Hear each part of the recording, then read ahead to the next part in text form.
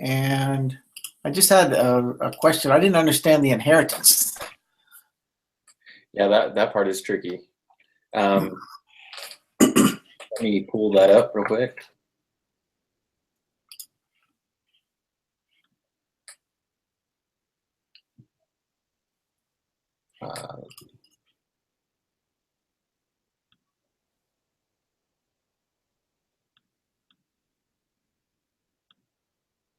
Okay, and I'll share my screen.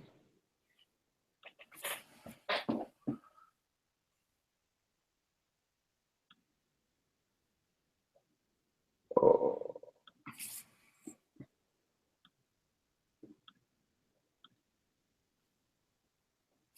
Trippy.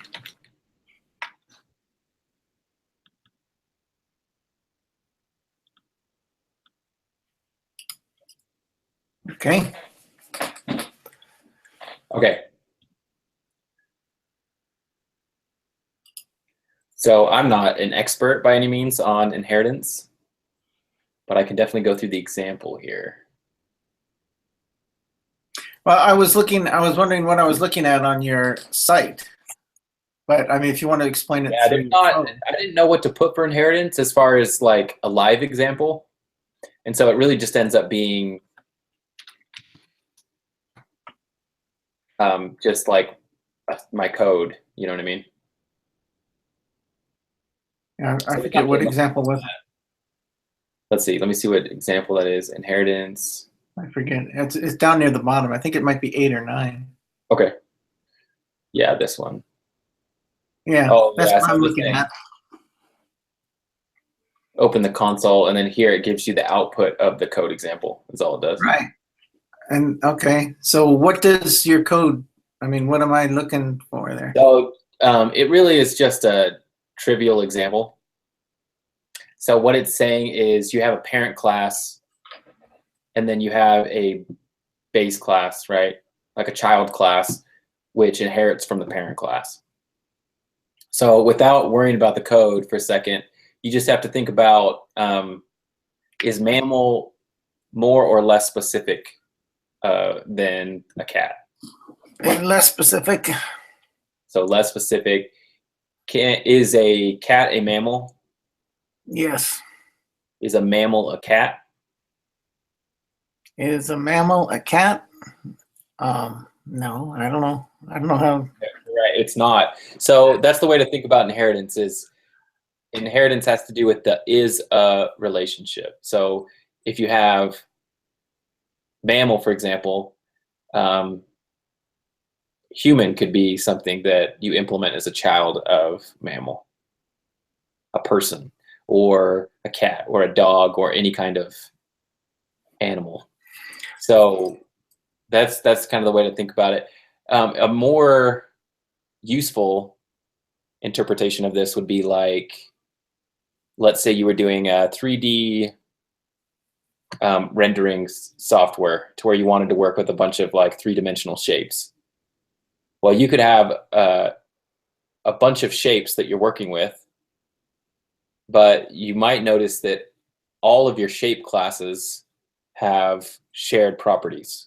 So all of your shapes might have a height and a width. So instead of having to write out that same code for every single cat class, you could just write that in a parent class, and every child class can inherit or implement that functionality a different way. So it gives you flexibility. So those like variables become inherited, and then you can still input different like heights and widths, or what? Right. So in this example, the parent class var, the mammal class here, which I'll highlight, everything in here is accessible to the cat class. So even though the cat class only has this.name defined, the cat class gets the offspring variable as well, because it's a child of mammal. So even though cat didn't explicitly say, hey, I have a variable called this.offspring and it equals an array, it still is a child of the parent class, and so inherits everything that the child has. If it inherits the offspring, does that mean it would be a breed of a cat, or does it take one step further? Say that again. If you said that this offspring is inherited, Right. does that mean that the cat has an offspring, which would be like a breed of a cat? Yeah, so let's look at let's see how well I did this. I don't know how well I did this. But if you look at the code here, right here I'm saying, hey, in the mammal class, I define a function called have a baby. And so what that does is that creates a new mammal object and pushes it onto the offspring array. And then in my cat class,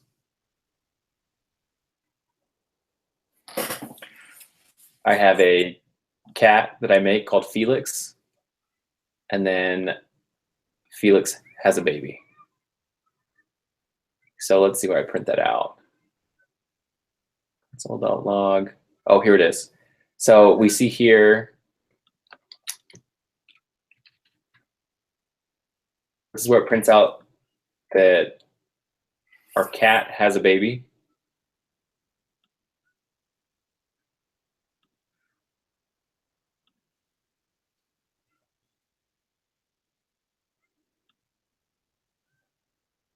And so you see here that we've got, up here we created Mr. Biggles. Here we created Felix. And then we used the have a baby class from, or the have a baby function from our mammal class. And that creates a baby here. So the most important thing to notice, and I'm not explaining this very well, so I apologize, but if you look through the code, the cat class didn't actually create a have a baby function anywhere. So if you notice here on this line, mammal, it has a function called have a baby. And cat does not. There's nowhere that cat has a function called have a baby. But since cat inherits right here from the mammal class, it also inherits that function. So all this demo is really showing you is that a cat never defines that function, but since it's a child of the mammal parent class, it has access to it. Okay, so if you wanted the child class of cat to have breeds of cat, then you would have a new function in the cat. Sure, yeah. And then you could even create a subclass of cat. So cat could have a subclass of like a specific cat type, like Siamese cat. Right, that's what I was thinking, like a breed. Exactly. And so then that cat would then inherit everything that cat has, and it would also inherit everything mammal has, and then it could implement functions that are unique to a Siamese cat. Okay. So that's kind of the idea behind it. I was trying to give you a good example of like where you see this done in like actual industry code. I don't see this a lot in the projects I work on right now using JavaScript. Where you would more likely see this is like in jQuery source code or something like that, like an actual framework implementing this kind of thing. Yeah, we had inheritance in our Java game class. We had classes that, I forget the terminology now, but I thought, yeah, we created a class with certain features, and then those were inherited on the different sites of the game or something. Yeah, I don't use inheritance a lot in JavaScript because it's kind of different in the way that it's implemented. So like you see here, mammal.prototype. So what we're saying here is, and I think we talked briefly about this before, Yeah. but JavaScript, everything is connected to the prototype chain. So it's a prototypical programming language. So classes aren't implemented in the way that like Java or C++ implements them. They're implemented in a unique way. And I won't try and explain that, because if I do, I will probably butcher that. But you So can look you mean into, the inheritance that I used in the Java game class was different than this JavaScript class? yeah, the idea is the same. So like from a high level theoretical standpoint, you would describe it the same way. However, when you implement it, the implementation is a little bit different, if that makes sense. Right. Yeah. So, and that's true of a lot of different languages, but that's just something to note, is if you're looking at this like, why doesn't this look like Java, then you'll just know that it's different like that. So. Okay. No, I remember you explaining the prototype being the kind of the unique feature. Yeah, that's from what I've seen so far. That's you could study a lot about that in JavaScript, and it really is a powerful feature. So this is one way to implement classes in JavaScript, but there's other ways to do it. And so you can look more into that. There's all sorts of different patterns that you can use to make a more Java-like class in JavaScript. So it is possible, but it just depends on what you're going for. One thing that's important to note about the prototype chain is that whenever you create a new class with the new keyword, so like down here, we're saying var some animal, new mammal. When you're using the prototype chain, when you use new, and you have a function that's attached to the prototype chain, it won't make a copy of that function because it already exists on the prototyping chain. The reason that's important is because when it gets down to like the nitty-gritty performance of your JavaScript, you don't want your class, if it gets big enough, to be making a copy of itself every time, because then it eats up a lot of memory and resources. And so in this case, attaching functions to the prototyping chain is more, it's better for performance. And so that's like that's a detail you don't really need to know for this class, but that's just something unique about JavaScript and the prototype. So Okay. there you are. And it also is kind of like the idea of how in Java, when you pass a class to a function, you don't pass the value of the class, you pass a reference up to the class. The reason is that at compile time, Java has no idea how big your class is because it doesn't know what's in it, because it's not a primitive data type like a string or an int. And so it just gives you a reference to that object because it doesn't want to have to pass like a huge amount of data, and it tries to be performance conscious like that. That didn't make sense, but that was my rant of today. Okay. I stopped at oh no, I did do example 10 too. Yeah, I even tested it on my phone. Oh, did you really? Yeah, it works. Oh, nice. I'm glad, because I don't have a way to test that. So I was like, I hope this works. Oh, you didn't have a phone? No, I just knew that that's the way to do it. So I was like, okay. Oh, okay. Yeah, it works. All right. And okay, that helps with the inheritance. I'll have to probably read more on that. The too long didn't read version is just that that example is not really meant to be functional. It's just there to show that I understood the concept. So you mean it doesn't really do anything, is what you're saying? Yeah, it doesn't really do anything. It's just there to say, hey, this is code I put together, and this is, yeah, it's just to show that I know it. But okay.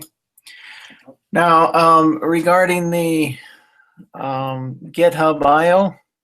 Yeah. Okay, I created the, per my username on GitHub, and I have a GitHub IO. should I be cloning that into like NetBeans, or should I be cloning it to my local host, or what do I do with it then? So let me show you what I've done here.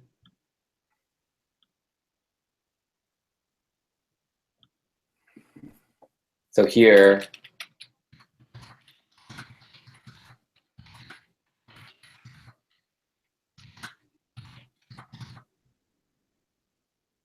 you'll notice I'm on master. I'm using -H, which lets me know where I'm at. The idea behind GitHub IO is that anything, you have to be on the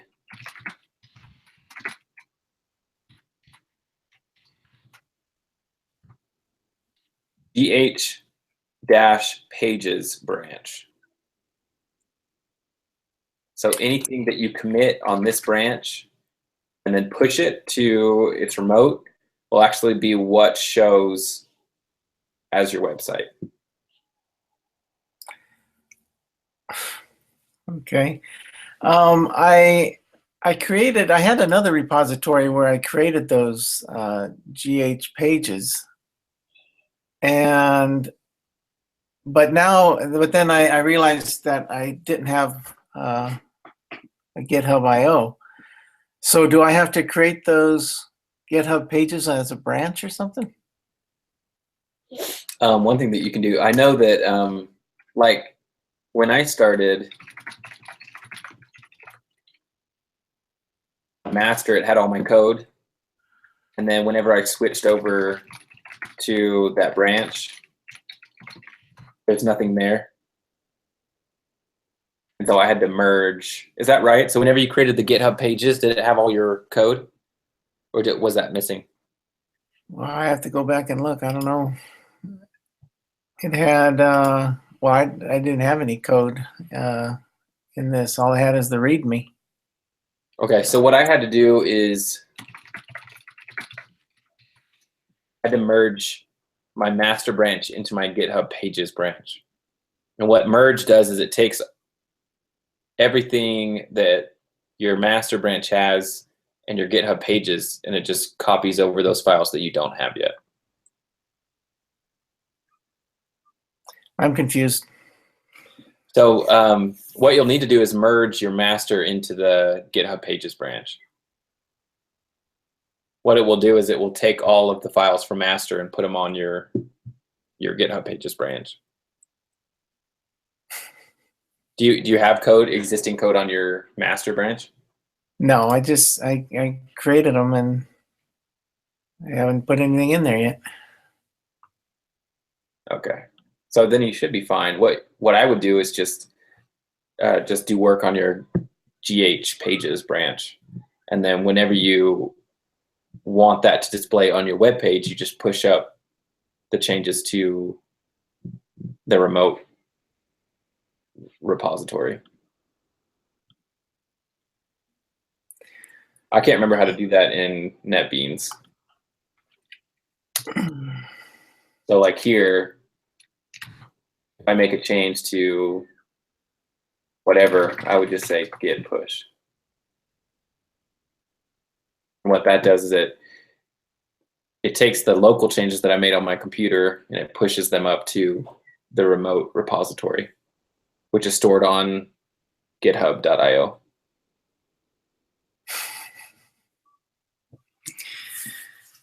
Oh, well, I'm confused.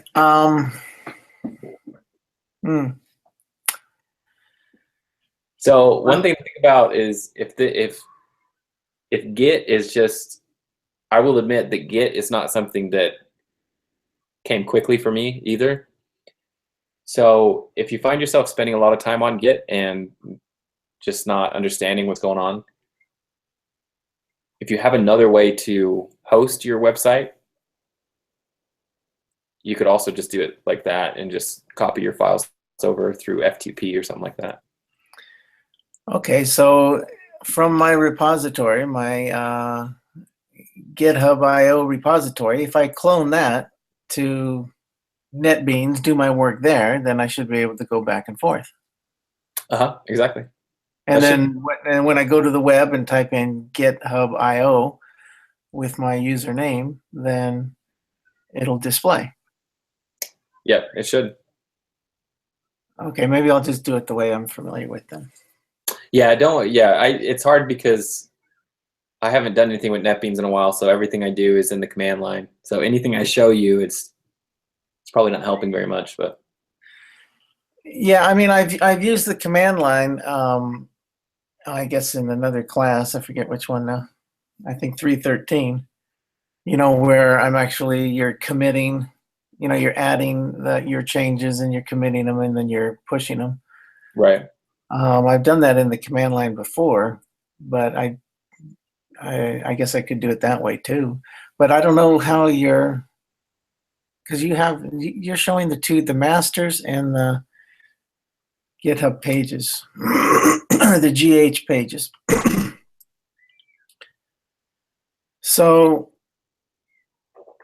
I guess my question is, what more can I just start putting things into the GitHub.io? And I mean, with an index page and it'll be able to sort it all out? Or do I have to have a branch called GH pages? Yeah, so the way that they set it up to work is that everything, for it to show up on your website, it has to be on the branch GH pages. Okay.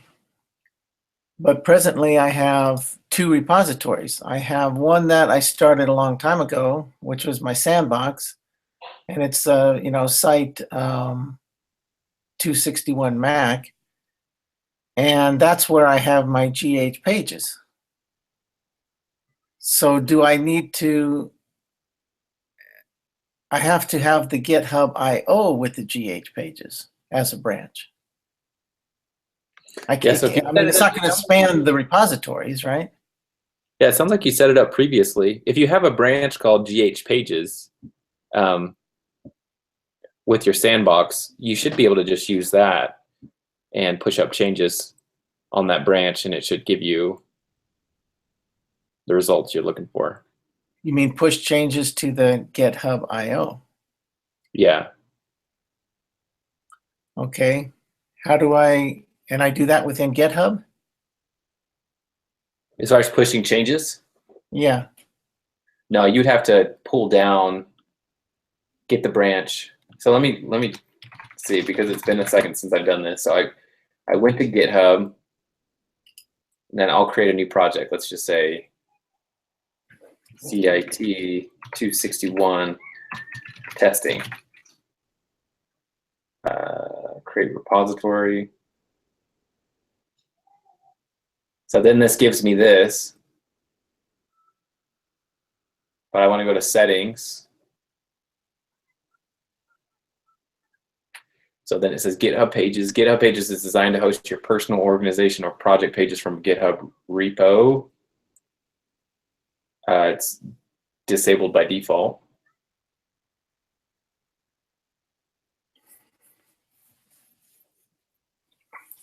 I think I need to actually put something in there first. Okay, so I'm going to go out of here. I'm going to make a directory called CIT 261 test. I'm going to go into here.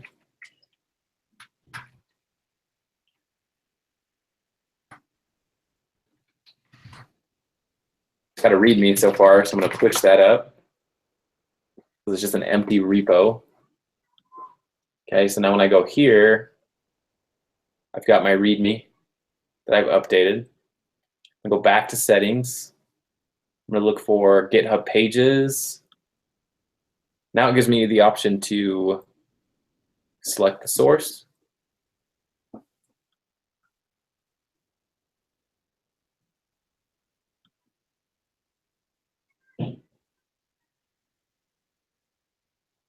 Right.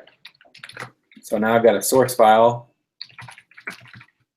I'm going to create an index file. And I'm just going to quickly open up my text editor.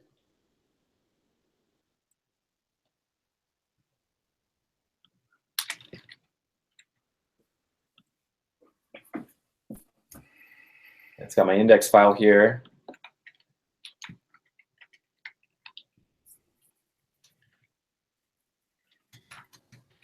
Take a little CIT 261 test. All right, and I'm gonna see if I can get this to display.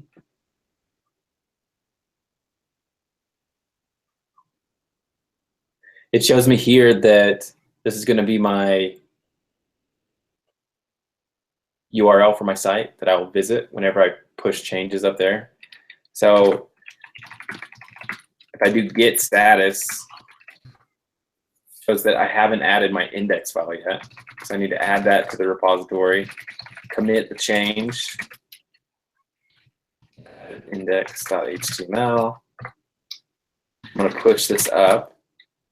I'm assuming since I set it up to track master here, it says your GitHub page site is currently being built from the master branch. Okay, so I'm assuming that master branch is what I can stay on, and I can just push this up. So now let's go to this URL and see if that works. Okay, that works fine for me. So for whatever reason, the way I set mine up, I actually had to go off like a GH Pages branch. I guess that's just the way I chose to do it. But if you just follow what I did in this video, you can just do it directly off of your master branch, and that would be totally fine. So you wouldn't have to worry about branching or anything like that. You just need to create the repo like I showed here. If you're using NetBeans, just set it up to track that, that repository, and then push your changes up through NetBeans and just go to the URL it gives you from your repo. Okay, but now when I'm looking at your URL there, you have the GitHub IO, and your repository is a slash of that. Like the difference between this and the other one? No. Okay, let me go to your where are all your repositories? Can you go to your repository page Oh, sure. Yeah, so let me go back. on GitHub? Go back to Blankenship Yeah, so Daniel. here's, okay.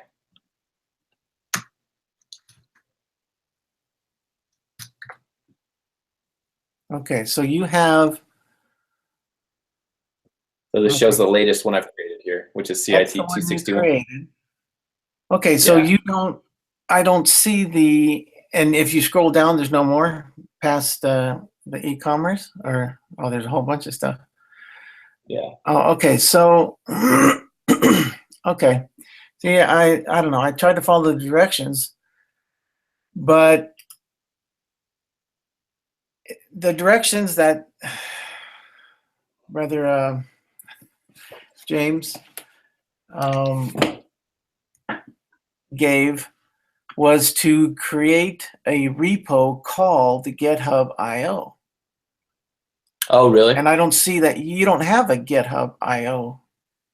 No, that may have just been like he maybe said it a little bit funny or something, but yeah, if you just follow what I do in this video, I'll post it right after this, and then looks like you should be fine. The only difference between what you'll do and what I did is that I did, I initialized my repo through the command line and all that stuff, but all you'll need to do is take the URL, that one right there, and then just have it track that repository. And then when you push changes from master, it will update your page, and it gives you that unique URL to go to, just like that. And then you can. Well, how did you get that GitHub IO in your URL? That automatically is given to you. So if you go to settings, remember how I went to settings? Yeah. So settings here, see this green bar here? Yes. Says your site is published at blanketships-daniel.github.io. Okay, well, let me look at mine where I made my pages. Oh, you're right. Okay, so I don't need that one that I created today. I can use the one that I had. Yeah. Oh, okay, I didn't see that. So my GitHub, I did my GH Pages branch correctly then, apparently, Oh, without nice. really knowing. You were a pro and you didn't even know it. No, although, okay, but I guess I'm getting like a default page or something because I don't have an index even in there. Yeah, you can toy around with the old repo you built, and if it Uh-huh. gives you too much trouble, I would just go through and do it this way because this seems to be easy. In fact, I didn't even need. It looks like I didn't even need the GH Pages branch because I'm able to just do it right off master. So I must have followed a different tutorial as well when I first did it, but I'm just going to keep mine the same since it works. Okay, so you didn't go through creating GitHub Pages then? Say that one more time. When I went through and created the GitHub Pages, it gave me a whole bunch of selections. Some of them looked like templates, kind of like what you get with Oh, WordPress. I know what you're talking about. Yeah, I did see that. Yeah, avoid that because that's just stuff you don't need. In Right, fact, go ahead. I think I went through the same source you did because I remember seeing all that, and then it has you create the GH Pages branch, and Right. but it looks like this is way easier the way that I just did right now because you don't have to go through all the different pages. To sum it up, all I did was I created a repo, I initialized my repo locally, and then I went to settings, the settings tab, and I go down to GitHub Pages, and then I just say I want to source my page from my master branch. Okay, well, I don't get that initializing. That was all done on your terminal window, right? Yeah, so what you'll do is instead of doing it here in the terminal, you'll just create a new project in NetBeans, and then you'll take the URL that it gives you, and then you'll set that up in NetBeans to be your remote repository. Okay, so I should clone the one that I had previously to creating the GitHub IO repository, and I'm just going to delete the GitHub IO repository, and then just clone what I had, and then it should display because I have that URL. Yeah. Okay, I mean clone to NetBeans, like you say. Right. Yeah, because I'm just more familiar with NetBeans. That's what I grew up on when I started this major. Yeah. If that's what you're most comfortable with, I would just use that. Okay, that's fine. Okay, that helps a lot. Okay, awesome. Any more questions about the examples or anything? No. If I have some more, I think we'll have some more meetings. Okay, that sounds great. Yeah, But Wednesday then, huh? Yeah, Wednesday, if that works for you. Okay. Yeah, I thought, I don't know, I think it was Caitlin originally in our group who kind of suggested the Friday night thing. And I was like, well, Monday and Wednesday, it's just kind of nice to have that, not have a meeting on Friday at the end of the week. So I was like, if it's okay with you, that's. Oh yeah, I already programmed my phone with the new alarms. Okay. Well, then it is official. All right. Awesome. Well, thanks, Michael, and I'll see you on Wednesday. All right. Thanks, Daniel. Bye-bye. Thanks. Bye.